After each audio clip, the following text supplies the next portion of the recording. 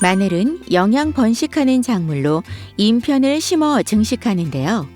마늘 잇편수는 품종에 따라 6에서 15쪽으로 증식률이 매우 낮고 재배 연수가 증가할수록 바이러스에 의한 종구 퇴화로 수량이 감소해 이를 대체할 우량 종구 생산이 절실했습니다.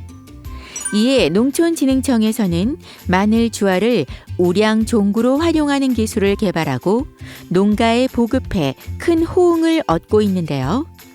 수량과 품질 향상을 가능하게 하는 마늘 주화 재배 기술에 대해 알아봅니다.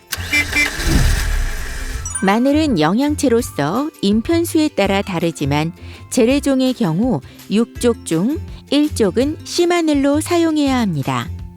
따라서 생산비 중 씨마늘이 차지하는 비중은 약 20에서 30%로 농가에 큰 부담이 됐는데요.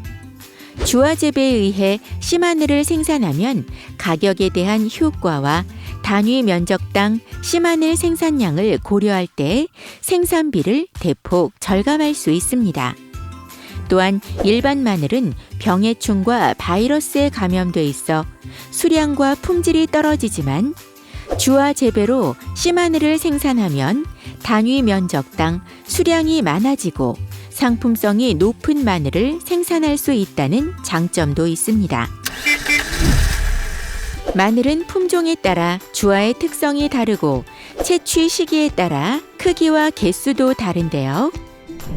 남도종과 재래종은 추대 후 7일에서 10일경에 마늘종을 절단하면 0.1에서 0.3g의 소립주화가 20개에서 30개 정도 생산됩니다.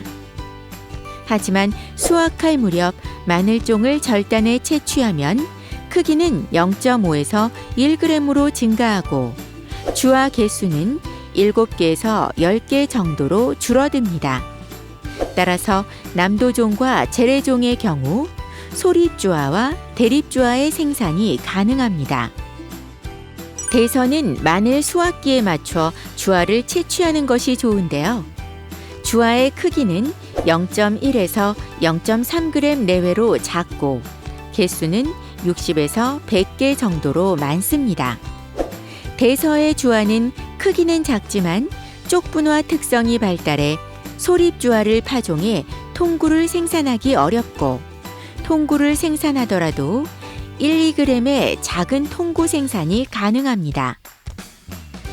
홍사는 마늘종이 매우 발달한 품종으로 주화의 크기는 0.1에서 0.3g 정도이고 개수는 100에서 200개 정도로 많은데요. 소립주화를 파종할 경우 통구 생산 정도는 남도종 및 재래종과 비슷해 5에서 6g의 통구 생산이 가능합니다. 단형 등과 같은 마늘 일부 품종은 불완전 추대로 줄기 중간에 주화가 발생하는데요.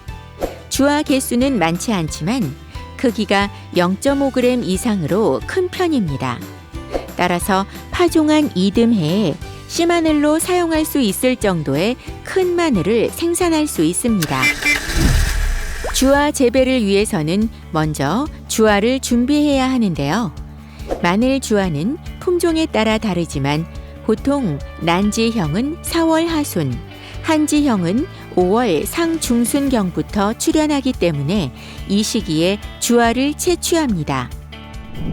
주화는 크기에 따라 대립주화와 소립주화로 나뉘는데요. 대립주화는 마늘종 출현 후 절단하지 않고 마늘을 수확할 때까지 두었다가 수확 직전 또는 수확 후 마늘종을 채취해 주화를 분리합니다. 반면 소립주화는 남도 및 재래종의 경우 마늘종 출현 후 7일에서 10일경 마늘종을 절단해 창고 등에 보관해 두면 자체 양분에 의해 작은 주화가 형성되는데요. 이것을 분리합니다. 하지만 소립주화라 하더라도 대서종 및 홍산종은 수확할 때까지 두었다가 주화를 채취하는 것이 좋은데요. 이들 품종은 주화 개수가 많고 크기가 작기 때문에 미숙주화를 미리 절단해 주화를 생산하면 충실한 주화를 얻기가 어렵습니다. 채취한 주화는 후숙 및 건조를 잘 시켜 보관하고 충분히 후숙과 건조가 된 주화는 맑은 날 분리해 조제하는데요. 조제한 주화는 크기가 비슷한 것끼리 선별해 저장해야 나중에 파종해 균일한 크기의 통구를 생산하는 데 유리합니다. 그리고 주화 보관 중에 벌레의 피해를 받으면 부패의 원인이 되므로 보관할 때는 응애나 해충의 피해를 막기 위해 마늘 적용 약재를 살포해 주는 것이 좋습니다. 대립주화 재배는 남도종 및 재래종 등 주화 크기가 큰 품종에서 가능한데요. 주화 크기가 0.5g 이상으로 크기가 클수록 인편 분화와 큰 마늘 생산에 유리합니다. 대립주화의 파종 시기는 일반 마늘보다 다소 일찍 파종하는 것이 재배 기간을 길게 하는 효과가 있고 좀 더 큰 마늘 생산을 하는 데 유리합니다. 하지만 너무 일찍 파종할 경우 생리 장애 등이 발생할 수 있으므로 지역 상황에 맞는 파종기를 감안해 재배해야 합니다. 대립주화 재배는 일반 마늘 재배와 같이 한 개씩 파종하면 되는데요. 주화의 크기가 씨마늘 인편보다는 작기 때문에 파종 밀도는 씨마늘 개체수를 많이 해 총 인편수를 많이 생산하는 것이 좋습니다. 하지만 대립주화라 하더라도 크기가 0.5에서 1g 내외가 대부분이라 생산되는 마늘 크기는 인편을 심는 것보다 작습니다. 또한 대립주화 재배 시 관수와 시비 등은 일반 마늘 재배와 동일하게 하고 마늘종은 제거하는 것이 구비대에 유리합니다. 소립주화 파종 시기는 지역에 따라 차이가 있는데요. 중북부에서 한지형 재래종의 경우 10월 중하순에 파종하고 남부 지역의 난지형 품종의 경우는 10월 하순에서 11월 상중순까지 파종이 가능합니다. 소립주화 재배는 통구 생산을 목표로 해야 하는데요. 적기보다 빨리 파종하면 인편이 2개에서 4개 분화되는 마늘이 생산돼 통구 생산 비율이 낮아지고 너무 늦게 파종하면 통구 크기가 작아집니다.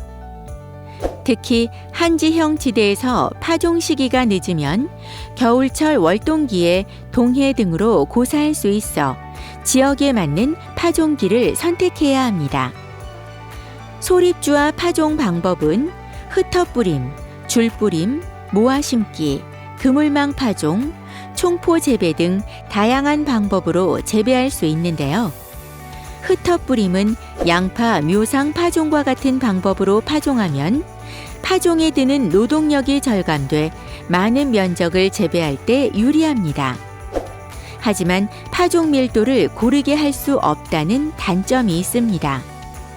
줄뿌림은 두둑 위에 일정한 간격으로 줄뿌림에 재배하는 방법으로 파종 및 수확이 쉽습니다.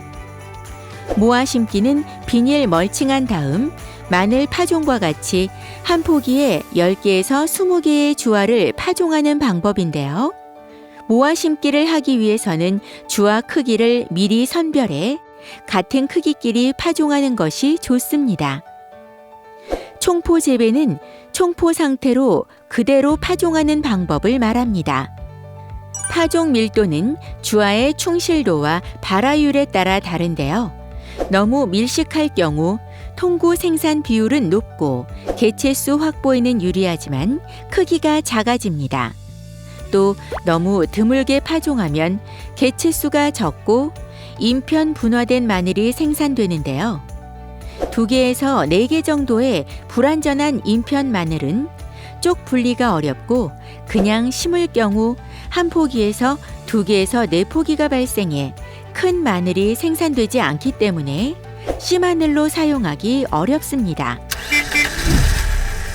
마늘 주화 재배로 씨마늘을 생산하면 마늘의 상품성과 단위 면적당 수량을 높일 수 있을 뿐만 아니라 경영비 절감의 효과까지 기대할 수 있는데요. 마늘주와 재배 기술을 잘 습득하셔서 지금 활용해 보세요.